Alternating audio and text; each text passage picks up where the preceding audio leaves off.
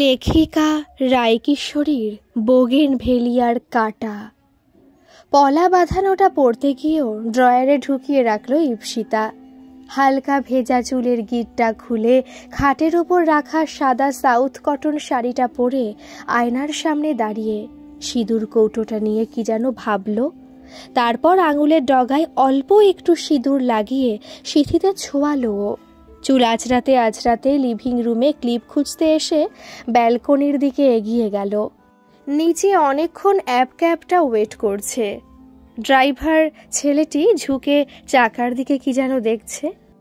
জোর হাঁক দিয়ে বলল, দাদা 2 মিনিট আসছি। গাড়িতে উঠতেই ছেলেটি বার দুই ওর দিকে তাকায়। ঈপ্সিতাই জিজ্ঞেস করলো, কিছু বলবেন? না ম্যাডাম। চলুন, হালতু ক্রসিং থেকে ডান দিকে আচ্ছা লেক মার্কেটে একটু দাঁড়াবেন, একটা জিনিস নেওয়ার আছে। রজনীগন্ধার মোটা মালা, ধূপকাঠি আর মিষ্টির প্যাকেট হাতে 43B আনন্দলোক অ্যাপার্টমেন্টে যখন ঢুকছিল ঈপ্সিতা বেশ বুঝতে পারল কয়েক জোড়া চোখ ওর দিকেই তাকিয়ে। 3 তলায় উঠে ডান দিকের ঘর থেকে যে জোরালো ধূপের গন্ধটা আসছে সেই দিকেই এগোলো। ভিতরে যেতেই ওকে দেখে ঘরের মধ্যে ছড়িয়ে ছিটিয়ে থাকা লোকজন একে অপরের সাথে ফিসফিসানি শুরু করায় প্রথমে একটু অস্বস্তি বোধ করছিল ঈপ্সিতা।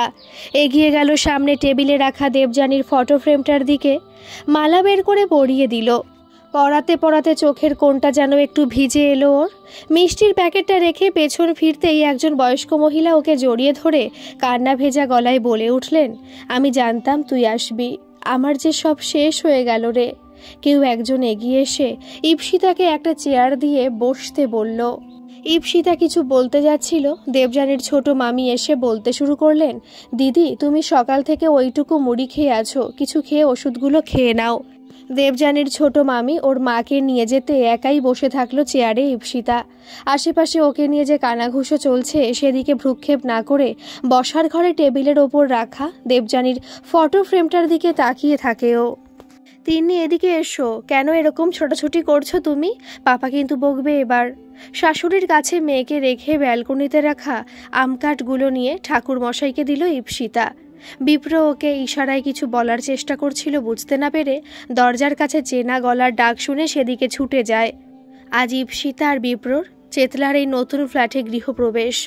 বহুদিনের স্বাদ ও সাধ্যের মেলবন্ধনের ফসল ওদের এই 850 স্কোয়ার ফুটের দক্ষিণ পূর্বমুখী 2 কামরার ফ্ল্যাট। সমস্ত আত্মীয় স্বজন বন্ধু বান্ধবকে ডেকেছে আজ। স্বভাবতই খুব খুশি ঈপ্সিতা। বিপ্রর সল্টলেকে অফিস, মেয়ের স্কুল বালিগঞ্জে।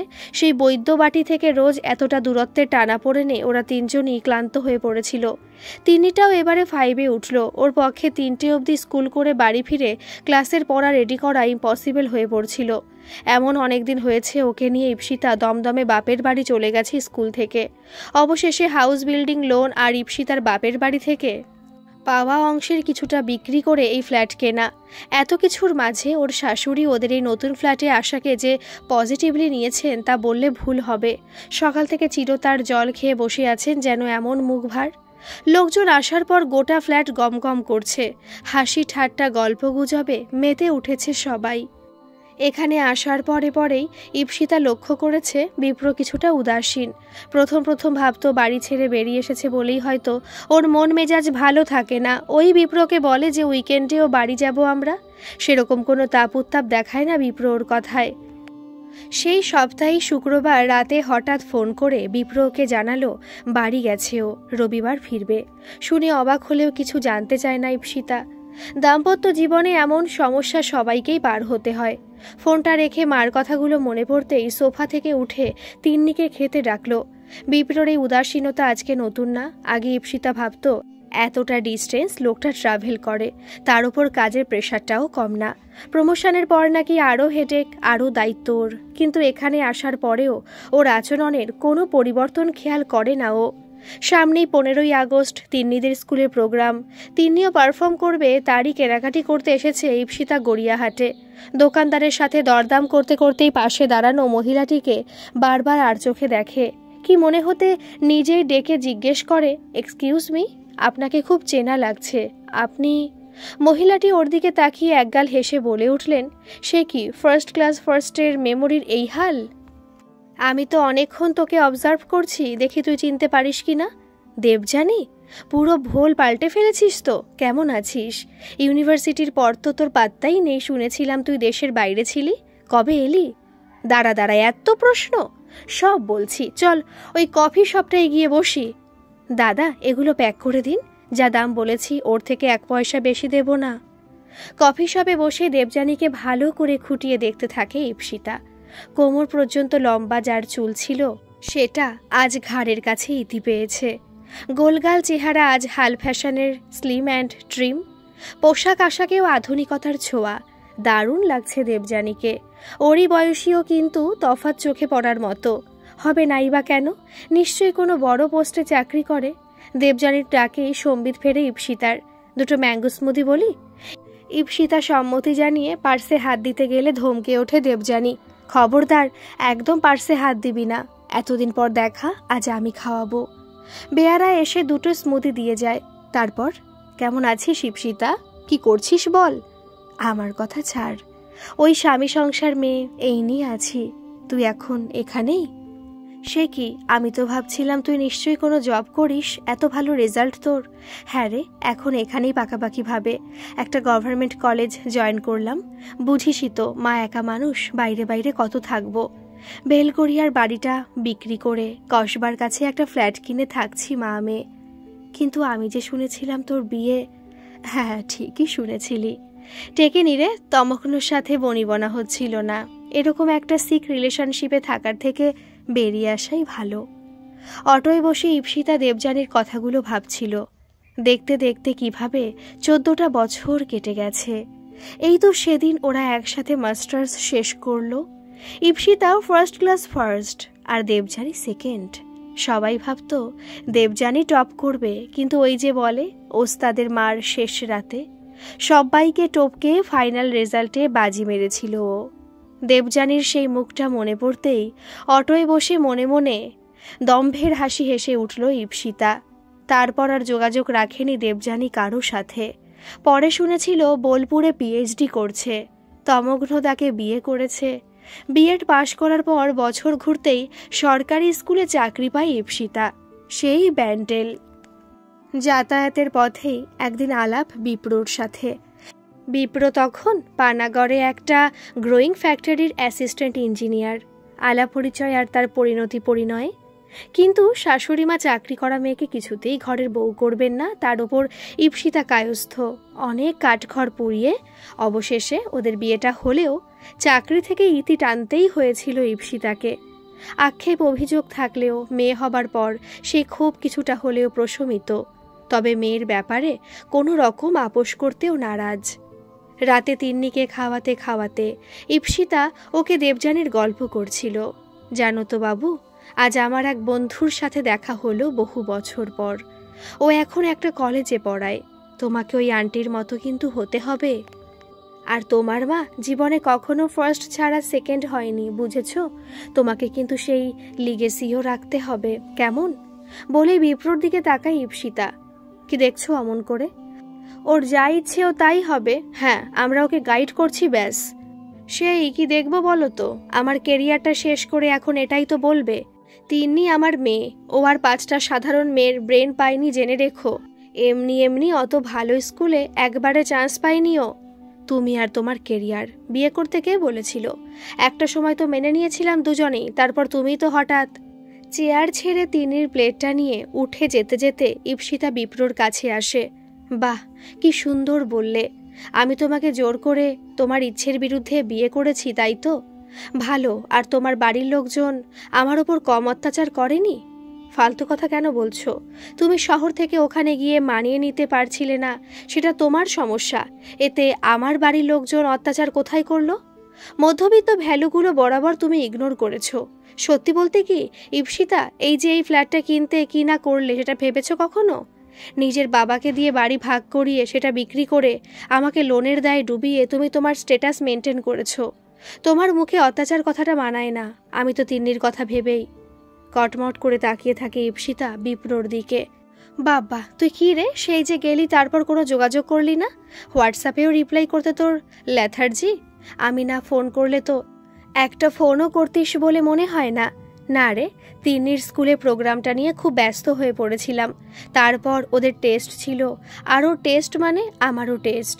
বাচ্চাকে পরীক্ষার জন্য রেডি করা যে কী ঝক্কি, সেই আজ অফডে ছিল, ভাবলাম তোকে একটা ফোন করি। তুই যে এলি এতেই আমি ধন্য। মাসিমাকে দেখছি না তো, মা একটু ছোট মামার ওখানে গেছে, রাতে ফিরবে। দেবযানীর ফোন বেজে উঠতেই ইপসিতার কানে ভেসে এলো, কি মনে পড়ল? 3টে বাজে, এই তোমার লাঞ্চ টাইম। দেওয়াল ঘড়িটার দিকে তাকিয়ে ইপসিতা দাঁত দিয়ে নিচের ঠোঁটটা কামড়ে ধরল। বিপ্রটা আজকাল লাঞ্চ টাইমে একটা ফোনও করে না। ফোনটা রেখে ইপসিতার কাঁধ ঝাঁকিয়ে দেবযানী জিজ্ঞেস করল, কি রে, কি ভাবছিস? কিছু না, হলো তোর ফোন প্রেম? কি বললি, ফোন প্রেম? আরে না না, ও হলো অর্ক, ফেসবুকে আলাপ কয়েক মাস আগে।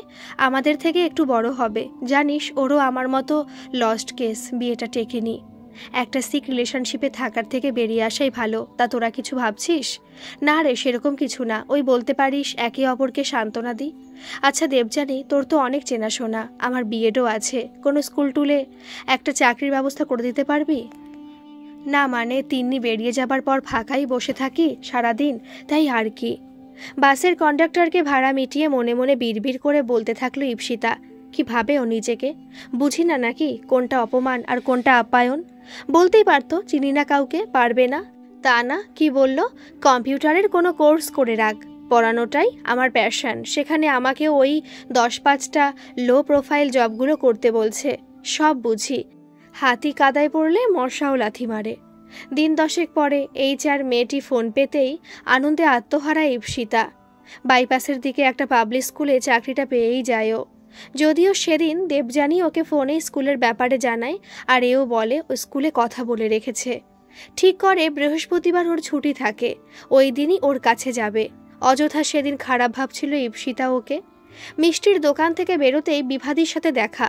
কি, তোমার দিদিমণি বাড়িতে আছেন? হ্যাঁ গো, তুমি যাও, অর্ক দাদাবাবুও তো এসেছে।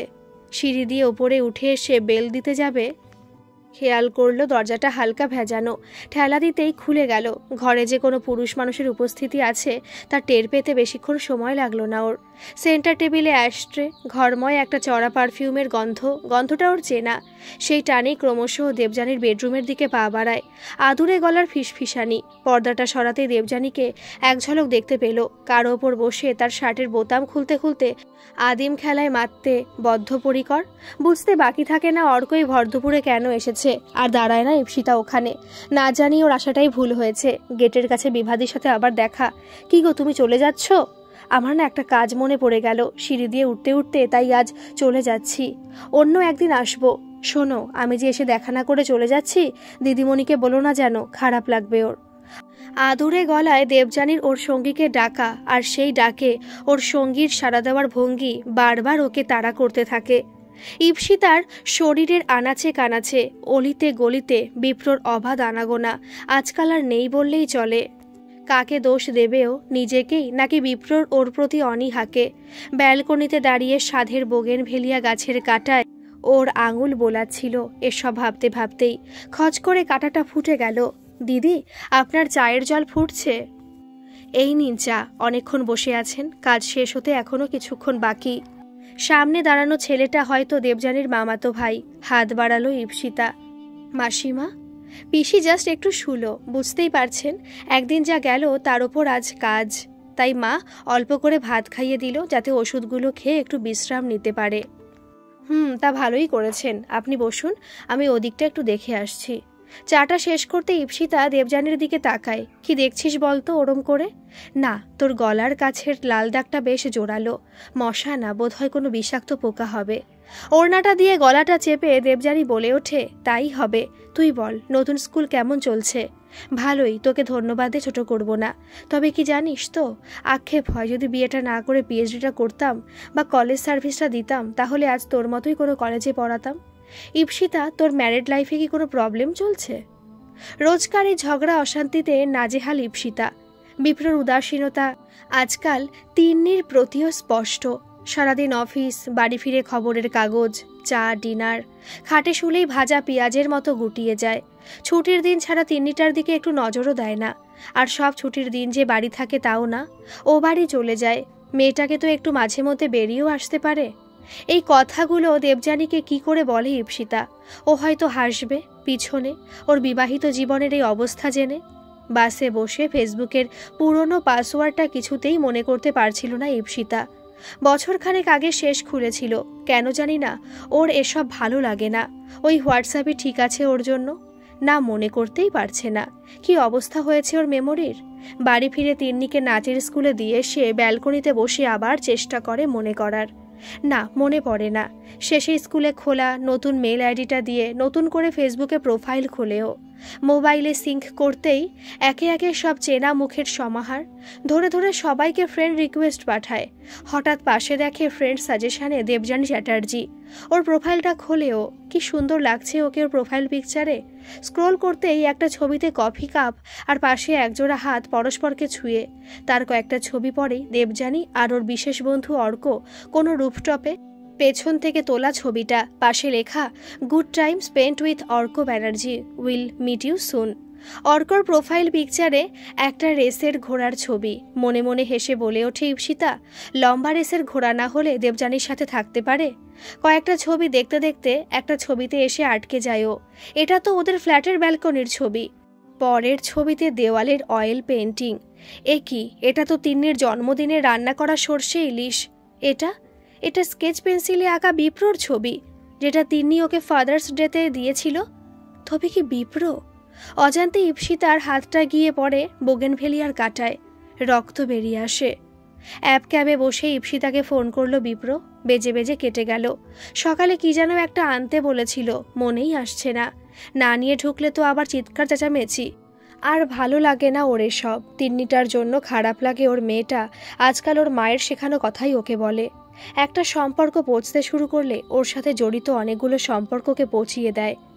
মোবাইলের স্ক্রিনে টাইম দেখতে গিয়ে দেখলো দেবযানীর মেসেজ।